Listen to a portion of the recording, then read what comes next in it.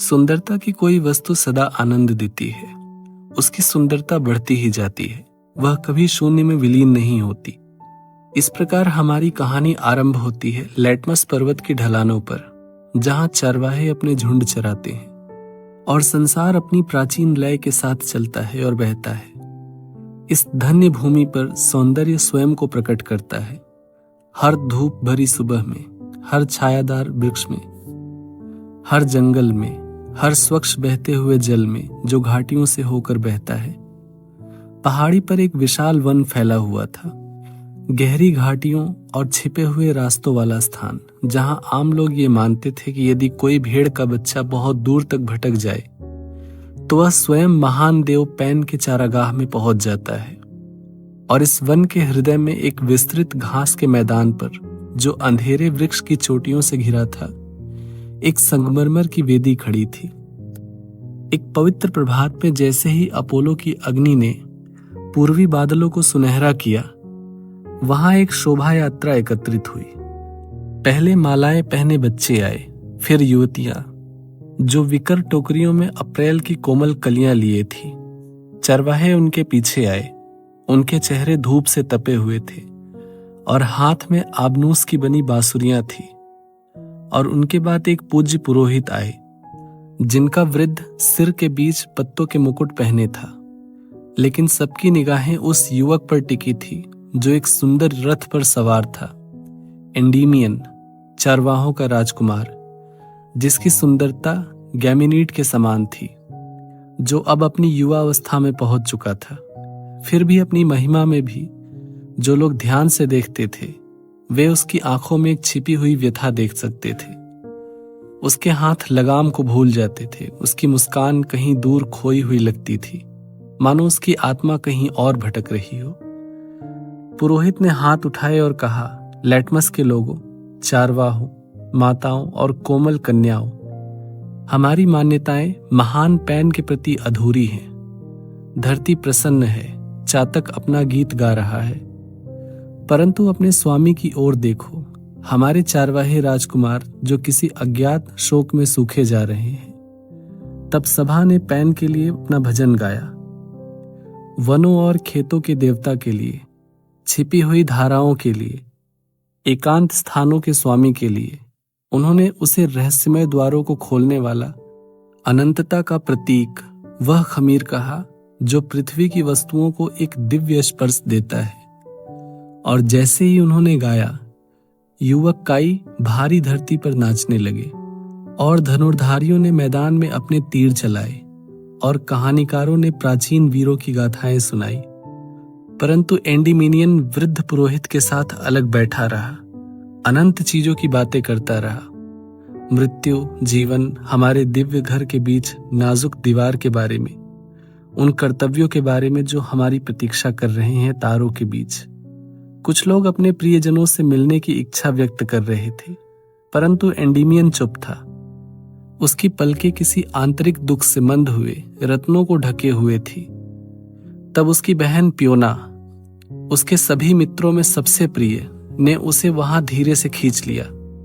वहां उसे दो धाराओं के बीच एक रास्ते पर ले गई, उसके धीमे कदमों को संभालते हुए, जब तक कि वे किसी एक शांत नदी तक न पहुंच गए। एक छोटा नाव पास में खड़ा था और उसने वो नाव एक द्वीप की तरफ खेने लगी, जहां कई ग्रीष्मकालों की मौन उंगलियों से बनी हुई एक कुटिया छाया और शांति प्रदान कर रही थी। वहां उसने सूखे फूलों और पत्तियों की एक बिस्तर बनाया और उस पर उसे लिटाया, और शीघ्र ही एंडीमियन वहीं सो गया और उसे उस नींद में शांति मिली। जब वह जागा तो उसकी आंखों में स्वास्थ्य की किरण थी। मैं तुम्हारा प्रेम महसूस करता हूं, एंडीमियन ने कहा, जैसे एक कबूतर मुझ पर मंडरा रहा हो। मैं अब अकेला और उदास नहीं रहूंगा। मैं फिर से पहाड़ों पर अपनी आवाज बुलंद करूंगा। मैं फिर से शिकार करूंगा, गाऊंगा और घास के मैदानों में ठहरूंगा। परंतु पहले तुम मुझे अपने सीने से इस गुप्त दुख को हल्का करने दो। और इस प्रकार उसने अपनी पूरी कहानी सुनाई। उसने कहा, एक स्थान है जहां यह नदी वन की पश्चिमी सीमा पर घूमती है और दूर से अर्धचंद्र की तरह दिखती है। उस कोने में मैं अपनी शामें बिताया करता था। एक शाम जब सूर्य का रथ आकाश से विदा ले रहा था, मैंने अचानक फूलों की एक जादुई क्यारी देखी, पवित्र दितानी और लाल खसखस, जहां पहले कुछ और नहीं था। आश्चर्यचकित होकर मैं उसके पास बैठ गया और उसके अर्थ पर विचार करने लगा। और उन फूलों में से एक मंद मंद हवा बही, जिसने मेरी आत्मा तक को सुला दिया और मेरी आंखों के सामने दृश्य तैरने लगे, रंग, पंख, जगमगाती रोशनी की लपटें। मैं फिर सो गया और उस नींद में मैंने एक सपना देखा जिसे जीव कभी पूरी तरह बता नहीं सकती। मैंने सपना देखा कि मैं तारों को देख रहा था। तभी वे मेरे सामने मंद पड़ने लगे। खुलते बादलों में से सबसे सुंदर चांद निकला। वह इतना तेजस्वी था कि मेरी चकाचौंध आत्मा उसके साथ एक स्वच्छ बादलों भरे आकाश में घूमने लगी। तभी एक तेजस्वी वस्तु मेरी ओर उतरी, एक पूर्णता का पूर्ण रूप, सब माधुर्य की उच्चतम सिद्धि। उसके बाल सुनहरे थे, उसके होंठ और आंखें स्वर्ग के समान थी, उसके गाल गुलाबी और मंद आहों से सजे थे। वह मेरे पास आई, बिल्कुल एक साधारण कन्या की तरह, शर्माती हुई और डरती हुई। उसने मेरा हाथ थाम लिया। उस स्पर्श से मैं मूर्छित हो गया। फिर भी मेरी स्मृति बनी रही। हम आकाश में यात्रा करते रहे, भयानक भंवरों में गोते लगाते, गुफाओं से गुजरते, जहां गूंजती आवाजों ने मुझे जगा दिया। मैंने उन हाथों को चूमा जो मुझे थामे हुए थी। मैंने उसके गालों को अपने होठों से दबाया और उसी क्षण हम फूलों के बीच उतर आए। एक ऐसा स्थान जहां नए नए आनंद थे, सुंदर हवाएं और रंग बिरंगे खिलते हुए फूल जो पूरी तरह मन को मोहते थे। लेकिन फिर नींद ने मुझे जीत लिया। मैं जागा। खसखस ओस से लदे हुए थे, चिड़िया एक भारी गीत गा रही थी और एक अकेली हवा मंद मंद विदाई फुसफुसा रही थी। स्वर्ग और पृथ्वी फीके पड़ गए थे, सब सुखद रंग लुप्त हो गए थे। समय जिसने मुझे धैर्य सिखाया है, परंतु आज भी मैं उस सपने को अपने भीतर लिए हुए हूं। पियोना चुपचाप बैठी रही, कुछ कहने के लिए संघर्ष करती रही। क्या यही कारण है? उसने अंततः पूछा। क्या यही सब कुछ है? फिर भी यह अजीब और दुखद है कि एक व्यक्ति जो देवता के समान प्रतीत होता है, एक सपने के कारण इतना दुखी है। सपने तो कुछ भी नहीं है, मात्र कल्पनाएं हैं। फिर क्यों इन कल्पनाओं के कारण अपने आप को आहत करना? एंडीमियन ने ऊपर देखा। उसके माथे पर शर्म और दया का संघर्ष था। खुशी कहाँ है? उसने उत्तर दिया। उसमें कुछ है जो हमारे तैयार मन को दिव्य संगीत के लिए बुलाता है। सार के साथ एक संगीत, जब तक हम स्थान से मुक्त होकर चमकने न लगे। सपनों से भी अधिक गहरे बंधन है जो धीरे धीरे उच्चतम तीव्रता की ओर ले जाते हैं, जो प्रेम और मित्रता से बना है। प्रेम मानवता के माथे पर प्रकाश की एक बूंद की तरह लटका है। जब हम उसमें घुल मिल जाते हैं, हम उसकी चमक का हिस्सा बन जाते हैं। यदि सांसारिक प्रेम मरते मनुष्यों को अमर बना सकता है, तो यह सब प्रयास, यह सब कीर्ति की चाह उस व्यक्ति के लिए क्या है जो अपने स्थिर लक्ष्य में एक अमर प्रेम रखता है। मुझे विश्वास है कि मेरी आत्मा इतनी देर तक एक ही सुख पर ध्यान नहीं लगा सकती, जब तक कि उसने एक सपने की छाया से परे एक आशा न देखी हो। परंतु सुनो पियोना, लेटोना के मंदिर के परे एक गहरी खो है, जहां एक कुएं की क्रिस्टल आंख झाड़ियों के बीच आकाश की ओर देखती है। मैं अक्सर वहां बैठा करता था। एक दिन जब मैं इस प्रकार बादलों को दर्पण में पिघलते हुए देख रहा था, तो मैंने देखा वही उज्जवल चेहरा जो मैंने अपने सपनों में देखा था। स्वच्छ जल में मुस्कुरा रहा था। मेरा हृदय उछल पड़ा। ओस की बूंदें मुझ पर बरसी और आनंद की एक सांस रोक देने वाली मधुर अनुभूति ने मुझे मृत्यु से बचा लिया। 3 बार मैंने यह जादू देखा है। अंतिम बार एक गुफा में मैंने अपना नाम सुना, बड़े प्यार से फुसफुसाया हुआ, और ये शब्द आए, एंडीमियन। यह गुफा डेलोस द्वीप से कहीं अधिक गुप्त है।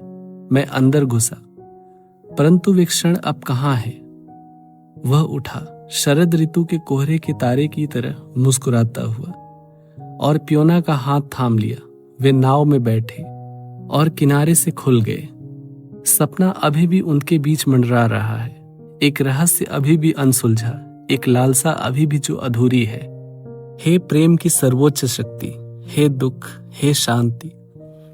प्रेम के अलावा सब अभिलेख बीते वर्षों के कोहरे के माध्यम से शीतल और शांत होकर आते हैं। साम्राज्यों के पतन, ट्रॉय का विनाश, वीरों के कर्म, सब मस्तिष्क के किसी पिछले कोने में धीरे धीरे फीके पड़ जाते हैं। फिर भी हम अपनी आत्मा में ट्राइलस और क्रेसिडा के मधुर मिलन को महसूस करते हैं। इतिहास दूर हटो, हमें इस बात से क्या कि सिकंदर ने सिंधु पार किया, कि यूलिसस ने साइक्लोप्स को पीड़ा दी, जूलियट अपनी खिड़की के फूलों के बीच झुकी हुई, हीरो के आंसू, इमोजेन की मूर्छा। इन पर ध्यान देना साम्राज्यों के अंतिम दिनों से कहीं अधिक महत्वपूर्ण है। तो फिर एक बार दिन और रात हमारी सहायता करे, जैसे सैनिकों की सेना हमारे पागल चारवाहे राजकुमार का पीछा करने में करती है। कई दिनों से एंडीमियन अनिश्चित रास्तों पर भटक रहा है, काईदार बांस के जंगलों और जंगलों से गुजरते हुए, अपने दुख भरे मिनटों को अकेले लकड़हारे की कुल्हाड़ी की आवाज से गिनता हुआ। अब वह एक छायादार झरने के पास बैठा था, जहां एक जंगली गुलाब का पेड़ छाया दे रहा था। उसने एक कली तोड़ी, उसके डंठल को पानी में डुबोया और देखा कि उसकी आंखों के सामने वह फूल बन गई और खिल गई। उसके केंद्र में एक सुनहरी तितली दिखाई दी, जिसके पंखों पर एक अजीब से चिन्ह थी। हल्के से वह छोटा दूत ऊपर उड़ आया और एंडीमियन उसके पीछे हो लिया। अंततः तितली एक फवारे के पास पहुंची, जो एक गुफा के मुहाने के बगल में था, और पानी के स्पर्श मात्र से ही वह गायब हो गई।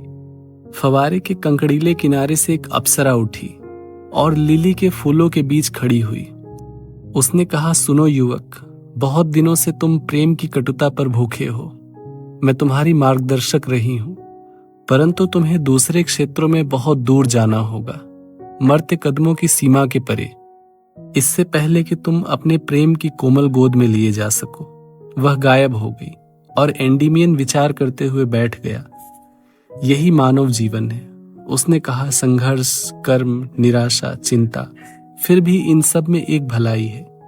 वे हमें अस्तित्व का एहसास कराते हैं और दिखाते हैं कि मृत्यु कितनी शांत है।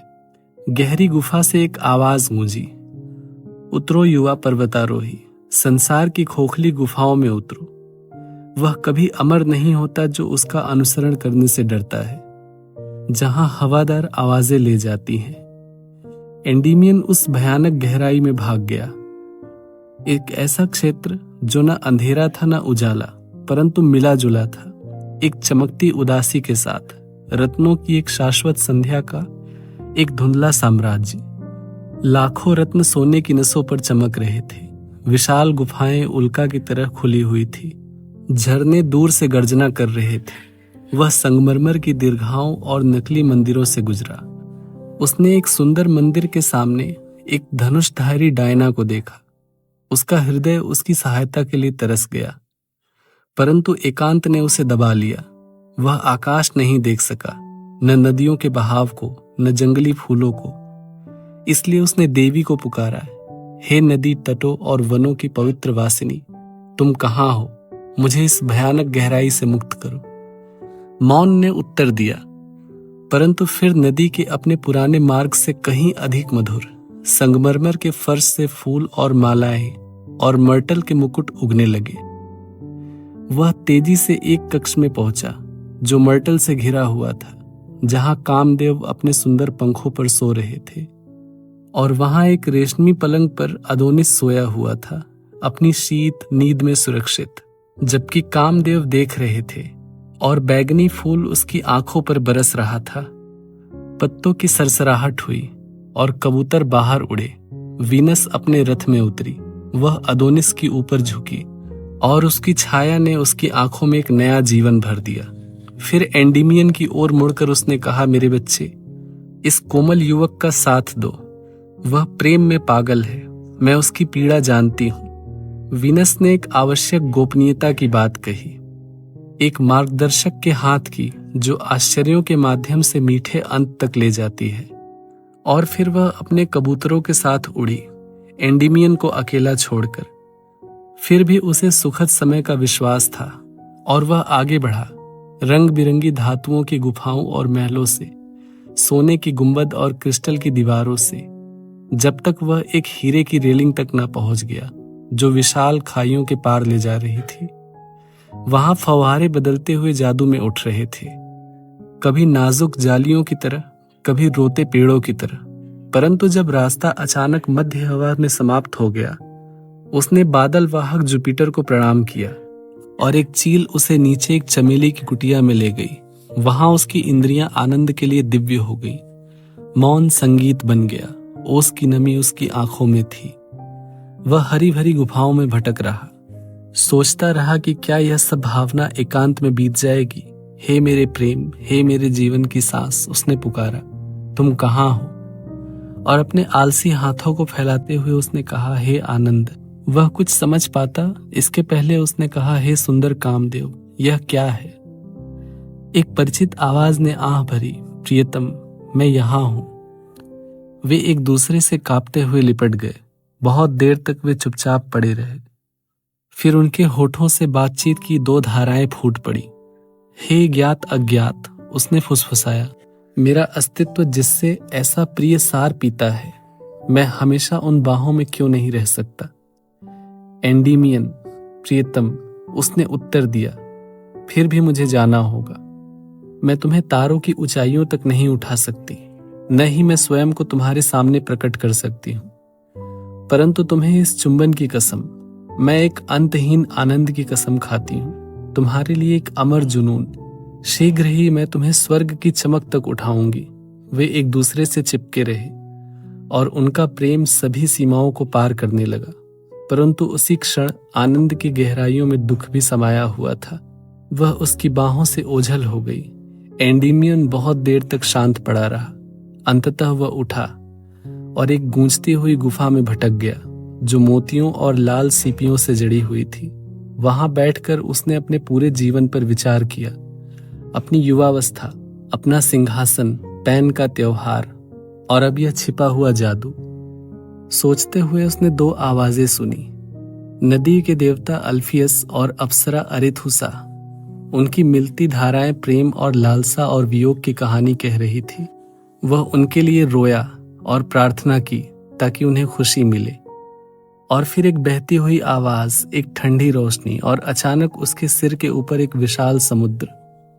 कुछ लोग हैं जो चमक दमक से अपने साथी मनुष्यों पर शासन करते हैं, अंधी जनता द्वारा ताज पहनाए जाते हैं, जबकि उनके सीने में आत्म प्रशंसा के अलावा कुछ नहीं होता। परंतु सच्ची महिमा उन सिंहासनों पर बैठती है जो केवल धैर्यपूर्ण पंखों से ऊपर जा सकते हैं। हजारों शक्तियां पानी, अग्नि, वायु और क्षेत्रों में अपनी दिव्यता बनाए रख सकती हैं, और इन सब में सबसे कोमल, अपनी विनम्रता में सबसे शक्तिशाली है चंद्रमा, सिंथिया डायना, रजत प्रकाश की देवी। वह चुपके से अपने सिंहासन पर आ बैठती है। हर जगह रजत होठों से आशीर्वाद देती है, मृत चीजों को जीवन से चूमती है।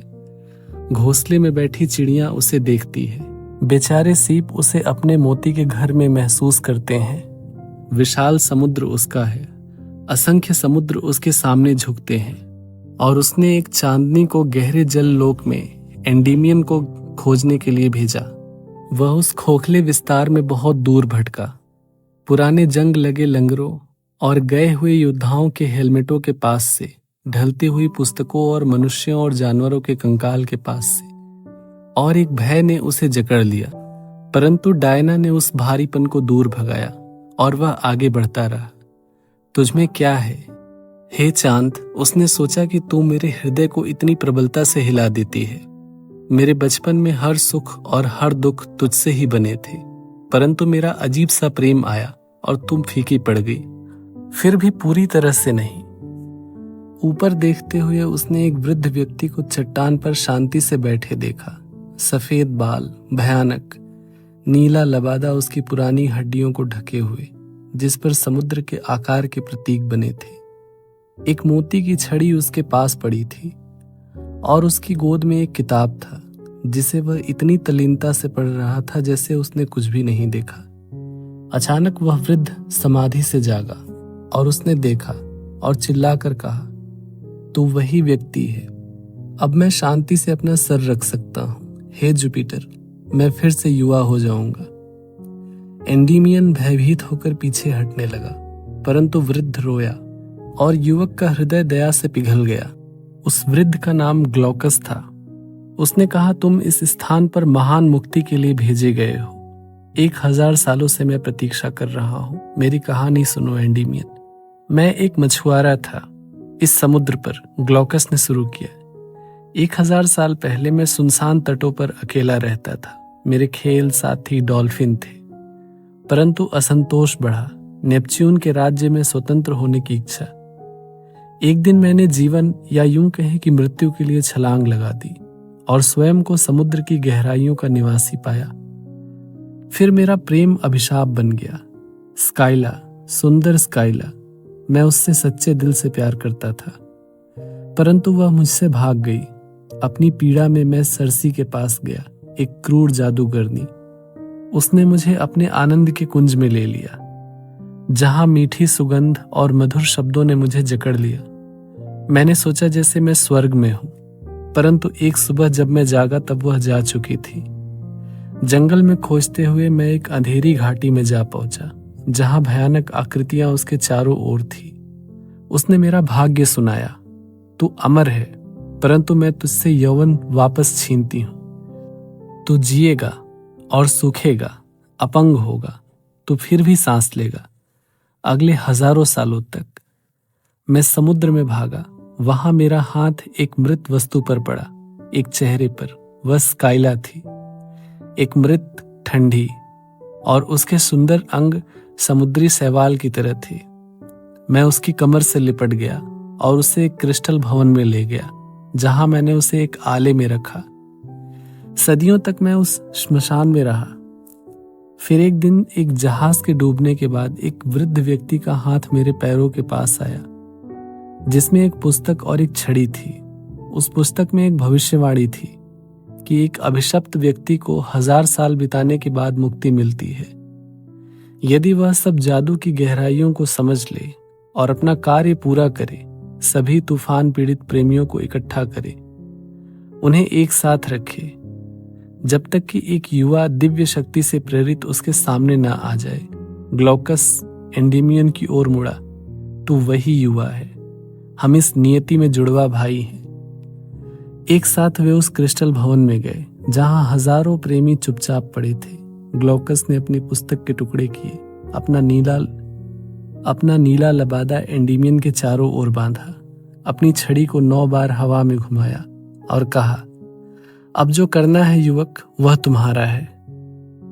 एंडीमियन ने ग्लॉकस पर टुकड़े बिखेरे और मृतकों की उन पंक्तियों के बीच गुजरे हुए उन टुकड़ों को चारों ओर से बिखेर दिया। उसके स्पर्श मात्र से प्रत्येक ने अपना सिर उठाया, जैसे अपोलो के स्पर्श से एक फूल खिलता है। सब पुनर्जीवित हो गए। हवा में खुशी की धड़कनें, एक सामंजस्य का शोर। फिर स्काइला उठी और ग्लॉकस रूपांतरित हो गया, एक युवा व्यक्ति, मूंगा मुकुट पहने, और वह सुंदर भीड़ नेपच्यून के महल की ओर बढ़ी। और वहां समुद्र के राजा अपने राज सिंहासन पर बैठा था। उसके दाहिनी ओर पंखों वाला प्रेम और बाएं ओर सौंदर्य की प्रतिमूर्ति थी। वीनस ने एंडीमियन से कहा, प्रेम के बंधनों में अभी भी भटक रहे हो? जब से मैं तुझसे पृथ्वी की गोद में मिली, मैंने तेरी सेवा की और अपनी सारी शक्ति लगा दी। थोड़ा धैर्य रख युवक। परंतु एंडीमियन, जो कुछ उसने देखा था वह उसे बर्दाश्त नहीं कर पा रहा था और उसकी कल्पना ने उसे और चक्करदार पीड़ा दी। मैं मर जाऊंगा, एंडीमियन ने कहा। मेरी प्यारी कहाँ है?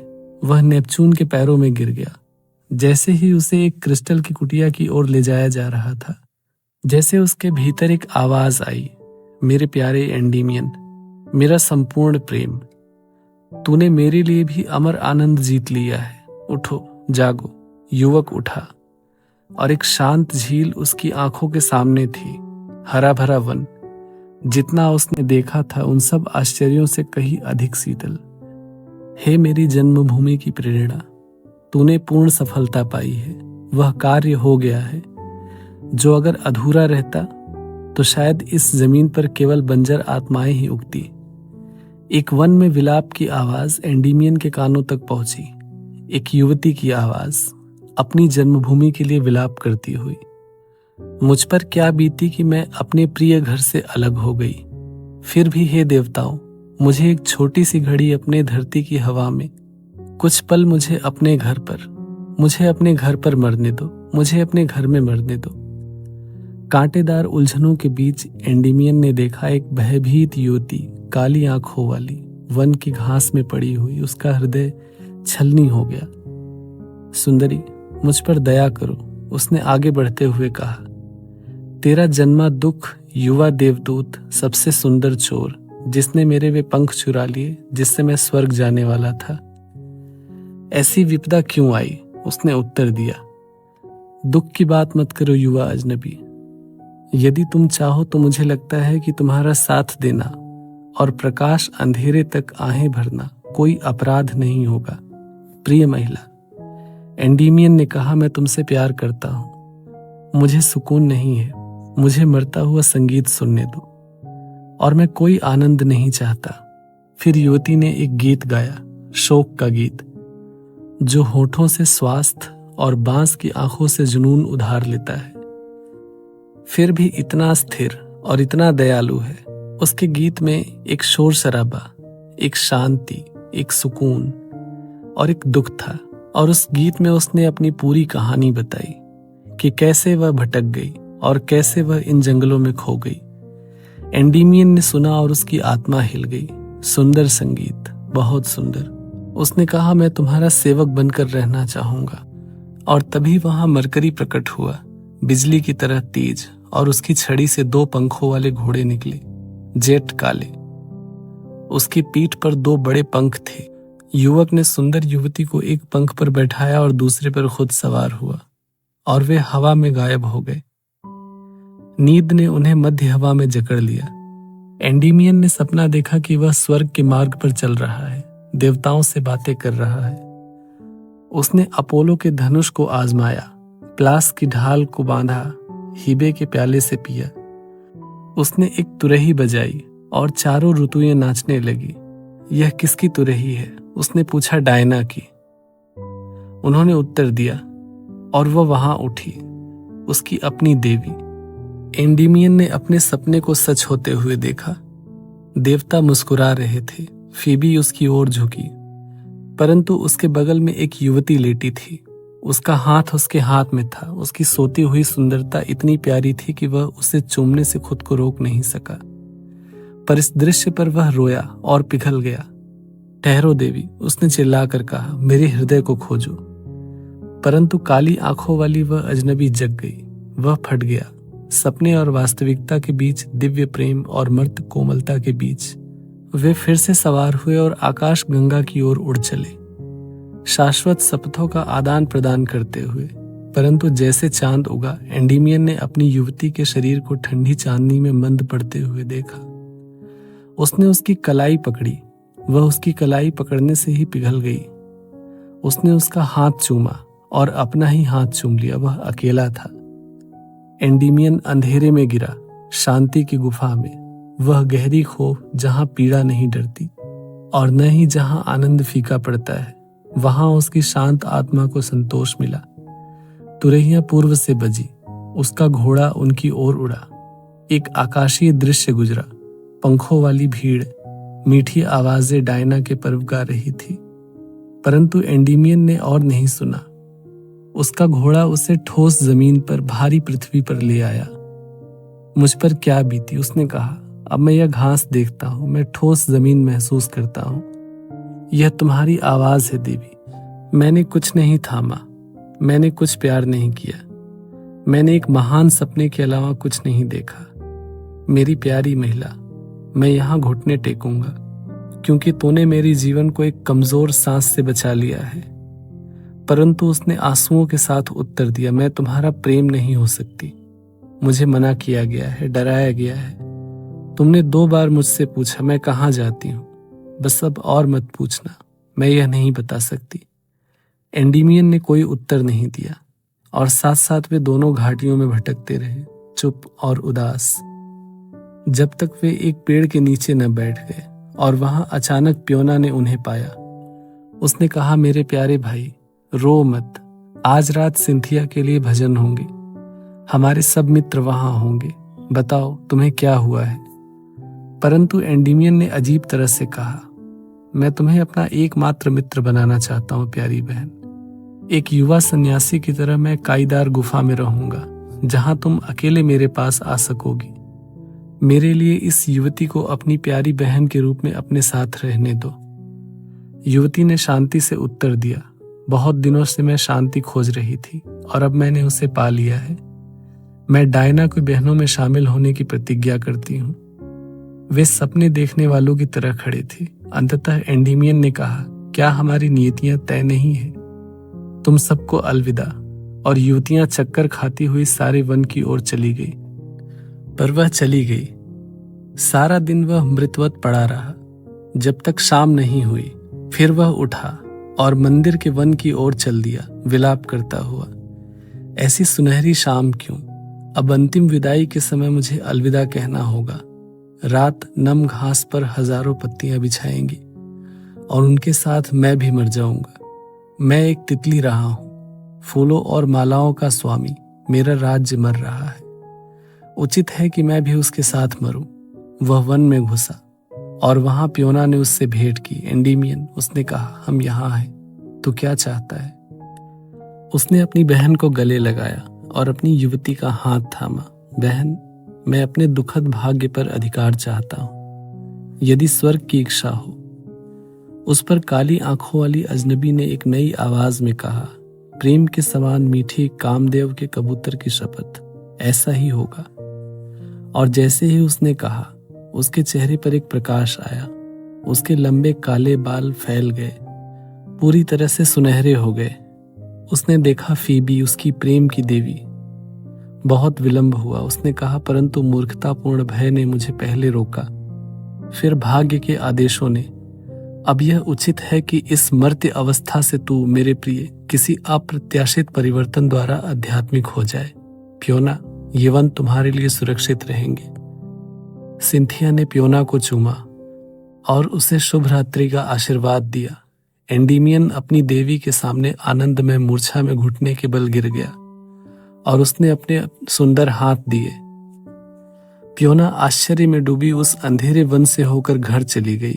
उसके हृदय में यह ज्ञान था कि प्रेम मर्त्य और दिव्य, खोजा और पाया गया, खोया फिर पाया गया, तारों के बीच अपनी पूर्णता तक पहुंच गया था। क्योंकि सौंदर्य की कोई वस्तु सदा आनंद देती है, उसकी सुंदरता बढ़ती जाती है, वह कभी शून्य में विलीन नहीं होती। आखिरी तक बने रहने के लिए thank you. Please do like, share and subscribe.